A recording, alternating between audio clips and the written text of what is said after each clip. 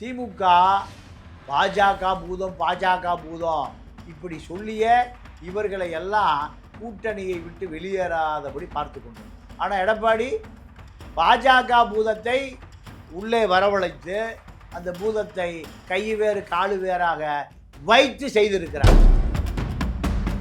வாசனோடு சேர்த்து ஒரு 35 தாமரை 3 சீட்டு கூட சேராது. இது யார் சொல்கிறா?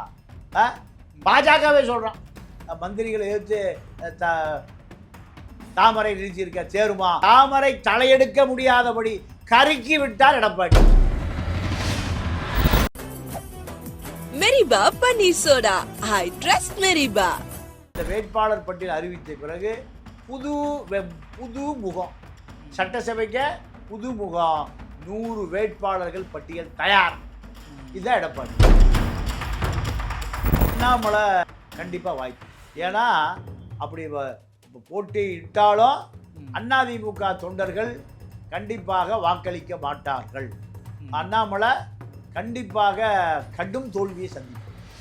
இதுதான் அண்ணாமலை தெரிந்து கொண்டே தவிர்த்து விட்டார். சிபிஎம் சண்முகம் கூட்டணியை விட்டு வெளியேறி விடலாம்னு திருமாவளவன்கிட்டயே பேசுகிறாரு. அதிருப்தியாளர்கள் அத்தனை பேர் ஒரு அணியை கட்டுவோம்னு சொல்கிறாங்க. ஆனால் திருமாவளவன் அதை ஒத்துக்கொள்வார்.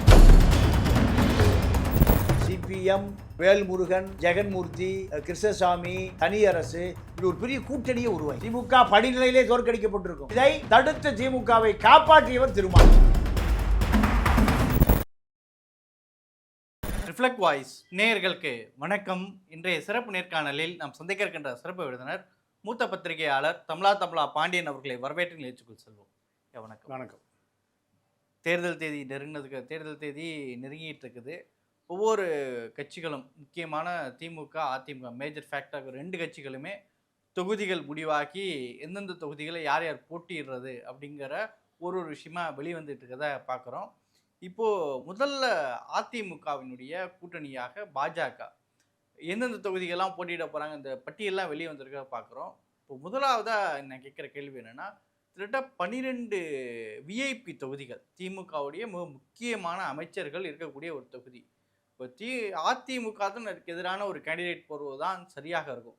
ஜிகே வாசனுக்கும் பாஜகவுக்கும் இப்படி ஒரு கிட்டத்தட்ட ஒரு 12 தொகுதி விஐபி தொகுதிகளில் அதிமுக போட்டியிடாமல் கூட்டணி கட்சிகளுக்கு கொடுக்கறதுங்கிறது ஒரு மறைமுகமான ஒரு பேரங்கள் டீல் அப்படின்ற மாதிரிலாம் பேசப்படுது.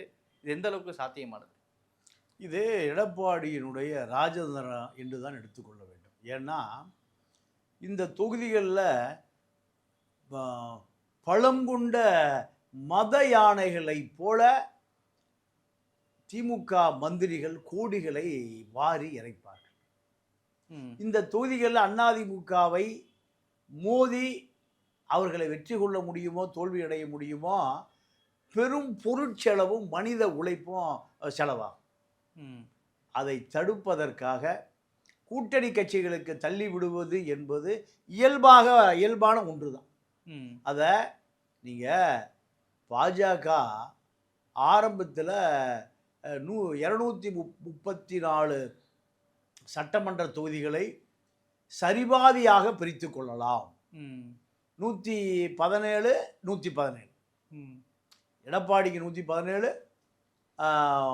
பாஜக விஜய் 2 பேரும் 117 பிரித்து கொள்ளுவோம். அது எங்களுடைய பொறுப்பு.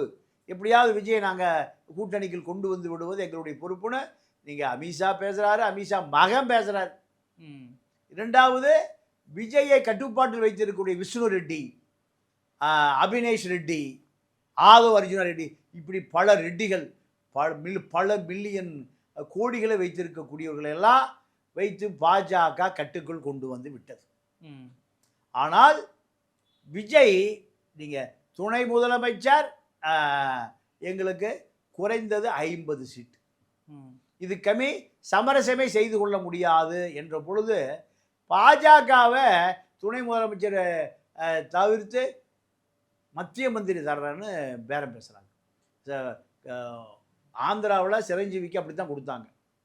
ஆனால் எடப்பாடி ஒற்றை காலில் நின்று விட்டார். துணை முதலமைச்சர் கொடுக்க முடியாது, 50 சீட்டுகளும் கொடுக்க முடியாது.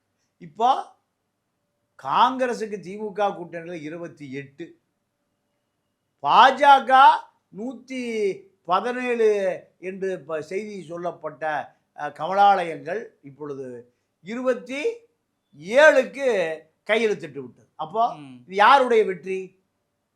எடப்பாடியினுடைய வெற்றி தான். எடப்பாடி 168 170 சீட்டில் அதிமுகவை வெற்றியோ தோல்வியோ களமிறக்குகிற ஒரு செம்பும் தில்லுன்னு தான் சொல்லணும். அப்போ இந்த சாரங்கபாணி சக்கரபாணி, நேரு போன்ற அமைச்சர்கள், சைக்கிள் சின்னத்தில் நின்ற வாசனுடைய வேட்பாளர்கள் 5 பேர் தாமரை ஒதுக்கப்பட்டிருக்கு, தாமரை சின்னத்தில் கொடுக்கப்பட்டிருக்கு. இப்போ நேருவை எதிர்த்து ஒரு வாசன், சக்கரபாணியை சாரங்கபாணியை எதிர்த்து ஒரு வாசன், இப்படி மா சுப்பிரமணியனுக்கு எதிராக ஒரு வாசன், தாமரை, இப்படி தாமரை தலையெடுக்க முடியாதபடி கருக்கி விட்டார் எடப்பாடி. இப்படி அப்படி தான் எடுத்துக்கணும். தாமரை இப்போ ஒரு 25 தாமரை உள்ள வரும், இல்லை 20 தாமரை உள்ள வரும். வாசனோடு சேர்த்து ஒரு 35 தாமரை. 35 தாமரையில் 3 தாமரை கூட அதாவது பூக்காமல் நட்டது அப்பவே கருக்கி விட்டார் எடப்பாடி. அப்படி தான் அதை எடுத்துக்கணும். இல்லை, குறிப்பாக இன்னொன்று பார்க்கும்போது பாஜக ஒதுக்கின தொகுதிகள்னு பார்த்தா அதில் பட்டியல் பார்க்கும்போது பெரும்பாலும் பார்த்தீங்கன்னா தென் மாவட்டங்கள் இருக்கிறதா பார்க்க முடியுது. அதிமுகவுடைய ஜெயலலிதா அம்மையார் காலத்திலேருந்து நம்ம 90கள்லேருந்து பார்த்தாலே அதிமுகவுடைய கோர் ஓட்டர்ஸ் அப்படிங்கிறது தென் மாவட்டம் தான். அப்போ தென் மாவட்டங்களில் அதிமுகவுடைய பலமான பகுதிகளில் இன்னைக்கு பாஜக கொடுத்துருக்கிறதுங்கிறது அப்போ அது அதிமுக எதிராக மாறிடாது. இல்லை, அதிமுக அங்கே பலவீனமாக இருக்குது. முக்குளத்தூர் வாக்கு ஓபிஎஸ் வெளியேற்றியதன் மூலம் ஒரு அதிருப்தியில் இருப்பதாக ஒரு செய்தி பரப்பப்படுகிறது. அப்போ அதையே நம்ம ரிஸ்க் எடுக்கணும். ஏன்னா 168 170 சீட்டில் எடப்பாடி நிற்கிறார், சோலாக நிற்கிறார். 169. அப்போ இந்த 169ல் வட தென் மாவட்டங்களில் எடப்பாடியை கைவிட்ட மாவட்டங்களை தென் மாவட்டங்கள் தான். அப்போ தென் மாவட்டங்களில் 24 + 5 29 பாஜக கூட்டணி எல்லாம் தாமரைக்கு தள்ளி விட்டதை நம்ம ராஜதந்திரமாக தானே எடுத்துக்கணும். அதே போல் மூத்த அமைச்சர்களுக்கு முதல் பட்டியலில் எல்லாத்துக்கும் அறிவித்து என்ன சொல்லிட்டாரு? உங்களுடைய கோட்டாக்கள், உங்களுடைய சேட்டாக்கள் எல்லாம் முடிஞ்சு போச்சு. இனிமேல் நீங்கள் யாருக்காகவும் வரிந்து கட்டி கொண்டு வரக்கூடாது. இப்போ நத்தத்துக்கெல்லாம் காது கேட்கறதில்ல, கண்ணு தெரியுறதில்ல, காலு வீங்கி போச்சு, நடக்க முடியறதில்ல. அவர் 100 ஆண்டு வாழட்டும். பல இடைத்தேர்தல் வருகிற வேட்பாளர் தான் திண்டுக்கல் சீனிவாசன். நடக்கவே முடியாது. எல்லாம் 70+. அப்போ இதெல்லாமே எடப்பாடி என்ன நினைக்கிறாரு? இவர்களுக்கு கொடுத்துட்டு இவர்களுடைய வாயை அடைத்து விடுவோம். அதற்கு பிறகு இவர்கள் யாருக்காகவும், ஜெயலலிதா இருக்கிற பொழுது ஒரு மாவட்ட செயலாளர் 6 பேருக்கு பரிந்துரை செய்யலாம். 18 பேருக்கு பரிந்துரை செய்யலாம். 18னா ஒரு தொகுதிக்கு 3 வேட்பாளரை கொடுப்பாங்க. அதில் ஜெயலலிதா 1 டிக் அடிக்கும். இது அதிமுக வளமையான நிலை. ஆனால் எடப்பாடி 45 மாவட்ட செயலாளர் 90 மாவட்ட செயலாளர். ஏன்? தனக்கு கட்டுப்பட மறுப்பவர்களை நீங்கள் அவர்களை டம்மி பண்ணுறதுக்கு தான் இந்த வேலையெல்லாம் செஞ்சார். இப்போ நீங்கள் வேலுமணி விரிகுண்டு அலைகிறார், தங்கமணி வெறிபிடித்து அலைகிறார். ஏன்? தங்களுடைய பட்டியலை எடப்பாடி கண்டுகொள்ளவே இல்லை. நீங்கள் அந்த மாவட்டத்தை கையில் இருக்கணும்னு நினைக்கிறார். யார்? வேலுமணி. வேலுமணியை பொறுத்த வரைக்கும் கோவை, திருப்பூர், நீலகிரி, இப்படி 3 மாவட்டங்களில் தன்னுடைய கட்டுப்பாடு. 18 20 எம்எல்ஏவுக்கு எப்பவுமே யார் இன்சார்ஜ்? வேலுமணி. அதே போல் நாமக்கல், திருச்செங்கோடு, சேலம் தங்கமணி இன்சார்ஜ். அவர் ஒரு 20. இப்படி இதெல்லாம் பிரித்து கொடுத்தாங்க. ஆனால் இப்போ உங்கள் சீட்டை மட்டும் பார்த்துட்டு நீங்கள் வேலையை பாருங்க. இப்படி நத்த விஸ்வநாதனுக்கு கோட்டா இல்லை, திண்டுக்கல் சீனிவாசனுக்கு கோட்டா இல்லை, உதயகுமாருக்கு கோட்டா இல்லை. இப்போ உதயகுமாருடைய உறவினர் தான் திருவாடானை தொகுதிக்கு பேசப்படுகிற கார்த்திகா முனியசாமி. கிருத்திகா முனியசாமி நினைக்கிறேன். ம். அந்த அம்மா திருவாடனம் தொகுதி தான் எனக்கு வேணும்னு ஒத்த காலில் நிற்குது. ம். காரணம் உதயகுமாருடைய உறவினர் தான் அந்த மாவட்ட செயலாளர் முனியசாமி. ம். முனியசாமியினுடைய சித்தப்பா 2 பேர்கள் தான் இமானுவேல் சேகரன் கொலையில் முக்கிய குற்றவாளிகள். ம். இப்போ தேவேந்திர குல வேளாளர்கள் அதிகமாக வசிக்கிற பகுதி அது இந்த திருவாடனம் தொகுதி. ம். திருவாடனம் தேவக்கோட்டை அது எப்பவுமே அது முக்குளத்தோர்களுக்கும் தேவேந்திர குல வேளாளருக்கும் தீராத சண்டை வரும். ம். அந்த தொகுதியில் முனியசாமி தான் நிற்கணும். முனியசாமிக்கு ரெக்கமெண்டேஷன் முனியசாமி மனைவி தான் நிற்கணும், கிருத்திகா. அப்போ அந்த அம்மாவுக்கு உதயகுமார் ரெக்கமெண்டேஷன் பண்ணுறார். ம். எடப்பாடி அதை மறுக்கிறார். ஏன்? இங்கே அங்கே தேவேந்திர குல வேளாளர்கள் முனியசாமியினுடைய உறவினர்கள் சித்தப்பா பெரியப்பா எல்லாம் இமானுவேல் சேகரன் கொலையில் குற்றவாளிகள் என்பது அங்கே அண்ணாதிமுக தோற்று போயிடும். ம். அப்போ ஆணிமுத்துக்கு கொடுங்க, அவர் மண்ணின் மைந்தர். இப்படி அங்கங்கே பிரச்சனை. ம். ஒரு பட்டியலை வைத்துக்கொண்டு மாவட்ட செயலாளர்கள் அந்த முன்னாள் அமைச்சர்கள் ஒரு லாபி பண்ணுறாங்க. இந்த அத்தனை லாபிகளையும் என்ன பண்ணுறாரு? ம். தவிர்த்து நறுக்கி ஓரமாக அமர வைத்து விட்டார். இது ஒரு பெரிய வெற்றி கட்சிக்குள்ளே. ம். ஏன்னா கட்சிக்குள்ளே அவன் டம்மி வேட்பாளரை போட்டு அவனுக்கு செலவு பண்ணி அவன் ஜெயிக்கக்கூடாது, இவர் தான் ஜெயிக்கணும். நீங்கள் ஒவ்வொரு முறையும் செங்கோட்டையன் பார்த்து ஜெயலலிதா சொல்கிற வார்த்தை என்னென்னா, நீங்கள் மட்டும் ஜெயிச்சு வந்தால் பத்தாது, ஒரு 6 பேர் ஜெயிச்சு கூப்பிட்டு வரணும். ம். தன்னை விட யாரும் வளர்ந்து விடக்கூடாது என்று செங்கோட்டையன் ஈரோடு மாவட்டத்தில் நீண்ட நாள் லாபி பண்ணார். அதனால தான் முத்துச்சாமியே அந்த திமுகவுக்கு போனார். ம். இப்போ எல்லா மாவட்டங்களும் இதே பிரச்சனை. ஆனால் இதையெல்லாம் எடப்பாடி தவிர்த்துட்டு இப்போ இந்த வேட்பாளர் பட்டியல் அறிவித்த பிறகு புது முகம், சட்டசபைக்கு புது முகம், 100 வேட்பாளர்கள் பட்டியல் தயார். இதுதான் எடப்பாடி. சரிங்க. இப்போ இன்னொரு பக்கம் அண்ணாமலை அவர்கள் குறிப்பாக அவர் வந்து சிங்காநல்லூர், கவுண்டம்பாளையம் இந்த 2 தொகுதிகளில் அண்ணாமலை போட்டியிடுவதற்காக மிகப்பெரிய பேச்சுவார்த்தைகள்லாம் அவர் கோரிக்கை வச்சதெல்லாம் சொல்லப்படுது. இப்போ 2 தொகுதிகளுமே வழங்கப்படலை. கவுண்டம்பாளையமும் வழங்கப்படலை, சிங்காநல்லூர் வழங்கப்படலை. இப்போ அண்ணாமலை நீங்கள் பாஜகவுடைய பேச்சுவார்த்தை, அதாவது தொகுதிகள் யார் யார் போட்டிடுவாங்கிற அந்த பேச்சுவார்த்தை குழுவிலையும் இன்னைக்கு அண்ணாமலை பங்கேற்கலை. இப்போது எடப்பாடி பழனிசாமி திட்டமிட்டு அண்ணாமலை போட்டியிடக்கூடாதுங்கிறதுனாலே அந்த தொகுதி ஒதுக்கப்படலையா? இது எப்படி புரிஞ்சுக்கிறது? இல்லை, இப்போ எடப்பாடியை பொறுத்த வரைக்கும் அண்ணாமலை அசெம்பிளிக்குள்ளே வந்தால், டிடிவி அசெம்பிளிக்குள் வந்தால், சசிகலா அசெம்பிளிக்குள் வந்தால் தந்த அதிமுக சார்பில் கண்டிப்பாக தனக்கு குழி பறிப்பார்கள். எதிர்முகாமோட பாஜகவோட தொடர்ந்து பேசுவார்கள், தொடர்ந்து முயற்சி செய்வார்கள். ஏன்னா இழந்த அதிகாரத்தை தனக்கு கிடைக்கவில்லை என்றாலும் பரவாயில்ல, எடப்பாடிக்கு கிடைக்கக்கூடாதுன்னு முயற்சி பண்ணுவாங்க. இதை தவிர்ப்பதற்காகத்தான் அண்ணாமலைக்கு பதவி போனதே சசிகலாவையும் டிடிவி ஓபிஎஸ் இவர்களை எப்படியாவது அதிமுக கொண்டு வந்து விட வேண்டும், அதுக்கு பாஜகவை பயன்படுத்த வேண்டும், ஆர்எஸ்எஸ்ஐ துணைக்கு வைத்துக் கொள்ள வேண்டும் என்ற முயற்சியில் தான் பெரும் தொகை வாங்கியிருக்காரு அண்ணாமலை. ஆனால் அது எடப்பாடியால் முறியடிக்கப்பட்டு விட்டது. நீங்கள் அமித்ஷா அதிமுக பேச்சுவார்த்தைக்கு வரும்போது வச்ச முதல் டிமாண்டை அண்ணாமலை தூக்கினீங்கன்னா நான் உங்களை பார்க்குறேன், இல்லைன்னா நீங்கள் சிறையில் போட்டாலும் சரி நான் பார்க்க முடியாது. முதல் அண்ணாமலை போட்டிடுவாரா மாட்டாரா? மாட்டார், கண்டிப்பாக வாய்ப்பு இல்லை. ஏன்னா அப்படி போட்டியிட்டாலும் அதிமுக தொண்டர்கள் கண்டிப்பாக வாக்களிக்க மாட்டார்கள். அண்ணாமலை கண்டிப்பாக கடும் தோல்வியை சந்திப்பார். இதுதான் அண்ணாமலை தெரிந்து கொண்டே தவிர்த்து விட்டார். டிடிவியும் தவிர்த்ததுக்கு இதுதான் காரணம். அதே போல் திமுக கூட்டணிக்குள்ள தேமுதிகவுக்கு 10 தொகுதி ஒதுக்கப்பட்டதுக்கு பிறகு கூட்டணி கட்சிகளுக்குள்ள சில சலசலப்புகள் வந்திருக்கிறதா பார்க்க முடியுது. இப்போ வைகோ அவர்களுடைய கட்சி, அதாவது மதிமுகவில் வந்து நாங்கள்லாம் சிரிச்சுக்கிட்டே அழுகிறோம் அப்படின்ற மாதிரிலாம் கட்சி சொல்லிட்டு இருக்கிறாங்க. தேமுதிக வழங்கப்பட்டதுக்கு பிறகு திமுக கூட்டணிக்குள்ள சலசலப்புகள் எந்த அளவுக்கு இருக்குது, அதெல்லாம் உண்மையான செய்தியா? அதாவது சிபிஎம் சண்முகம் கூட்டணியை விட்டு வெளியேறி விடலாம்னு திருமாவளவன்கிட்டே பேசுகிறாரு. அதிருப்தியாளர்கள் அத்தனை பேர் ஒரு அணியை கட்டுவோம்னு சொல்கிறாங்க. ஆனால் திருமாவளவன் அதை ஒத்துக்கொள்ளவில்லை. இந்த வரலாற்று மிகப்பெரிய தவறை தொடர்ந்து செய்கிறார் திருமாவளவன்.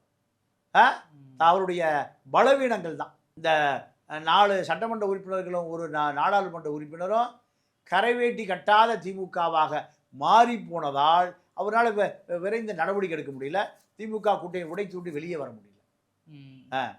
இப்போ இந்த கூட்டணி, அதாவது விடு சிறுத்தை, சிபிஎம், வேல்முருகன், ஜெகன்மூர்த்தி, கிருஷ்ணசாமி, தனியரசு, இப்படி ஒரு பெரிய கூட்டணியே உருவாகிருக்கு. திமுக படிநிலையிலே தோற்கடிக்கப்பட்டிருக்கும். இதை தடுத்த திமுகவை காப்பாற்றியவர் திருமாவுக்கு 7 சீட்டு தான். 6 சீட்டு, ஒரு சீட்டு தர இருந்தாரே இல்லை, கிளம்பு. 2 சீட்டு கமலுக்கு, கமல் எனக்கு வேண்டான்ட்டார். அதனால தான் 1 சீட்டு திருமாவுக்கும் 1 சீட்டு பிரேமலதாவுக்கும். 9-7 தான். இந்த 9-7 8-10 யாருடைய கோட்டா? கமல் கோட்டா. அதுக்காக தான் கமலுக்காக குரல் கொடுத்துருக்காரு. திமுகவை பொறுத்தவரை திமுக பாஜக பூதம் இப்படி சொல்லிய இவர்களை எல்லாம் கூட்டணியை விட்டு வெளியேறாதபடி பார்த்து கொண்டது. ஆனால் எடப்பாடி பாஜக பூதத்தை உள்ளே வரவழைத்து அந்த பூதத்தை கை வேறு காலு வேறாக வைத்து செய்திருக்கிறார். இப்படி தான் சொல்லணும். பாஜக கண்டிப்பாக 3 சீட்டு கூட சேராது. இது யார் சொல்கிறா? பாஜகவே சொல்கிறான். எங்களை கவிழ்த்து விட்டார் எடப்பாடி. அமித்ஷா கூட கேட்குற, இன்னையா நடக்குது? திமுக மந்திரிகளை எதிர்த்து தாமரை நிறுத்தியிருக்க, சேருமா? வெற்றி பெற வைக்கிறது என்னுடைய வேலை. என்னையா இப்படின்னு சொல்கிற, அப்படின்னு சொல்கிற? இந்த சூழல் தான். அப்போ பாஜக பூதத்தை எப்போ விளிம்பிலேயே காலி செய்தவர் எடப்பாடி, திமுக அல்ல.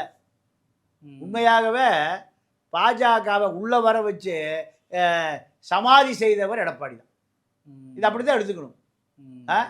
அதனால் இப்போ பெரும் சக்தியாக மாறப்போகிறார் எடப்பாடி. திமுகவிலிருந்து இப்போ வேல்முருகன் கூட்டணியை உடைத்து விட்டு வெளியேறி விட்டார். வன்னியர் வாக்கு நீங்கள் முழுதாக திமுகவிடம் வந்து வெளியேற்றப்பட்டு விட்டது. பாதி அன்புமணி கொண்டு போயிட்டார், காவாசியை வேல்முருகன் கொண்டு வந்துட்டார். அதை மேட்ச் பண்ணுறதுக்காக தான் வட மாவட்டங்களில் செல்வாக்கா இருக்கும்னு நம்பி தேமுதிக உள்ள கொண்டு வந்திருக்காங்களா? இப்போ தேமுதிக அழிஞ்சு போய் ரொம்ப காலம் ஆச்சுன்னு ஸ்டாலினுக்கும் தெரியல, ஏவா வேலுக்கும் தெரியல. அப்போ இவர் என்ன அரசியல் பண்ணுறான்னு பாருங்க. அதாவது இவர்களெல்லாம் கல்லாப்புட்டி சிங்காரம் தான்.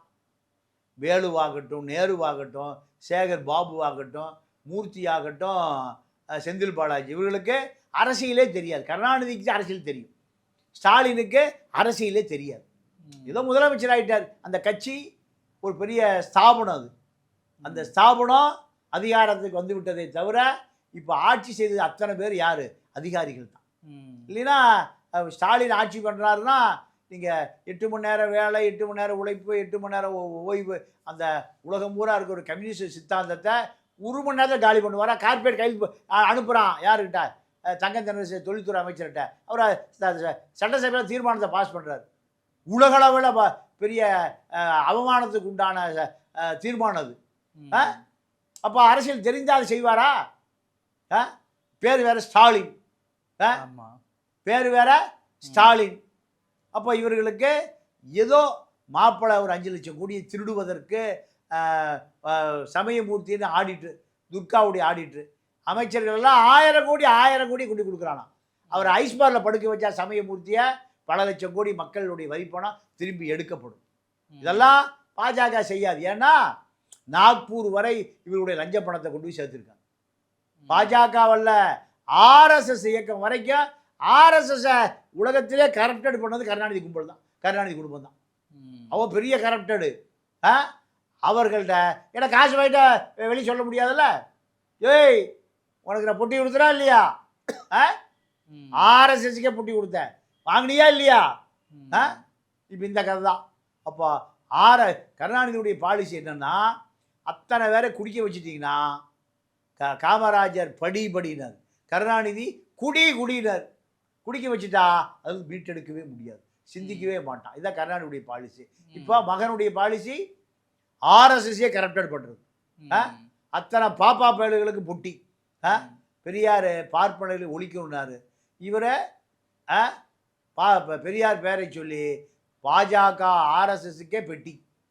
இந்த அரசியல் தான். ஆக திமுகவை பொறுத்தவரை திமுகவுடைய வாக்கு சிதறிக்கொண்டே இருக்கு. விஜய் கிறித்துவ வாக்குகளை சிதறடிக்கிறது, அதே போல்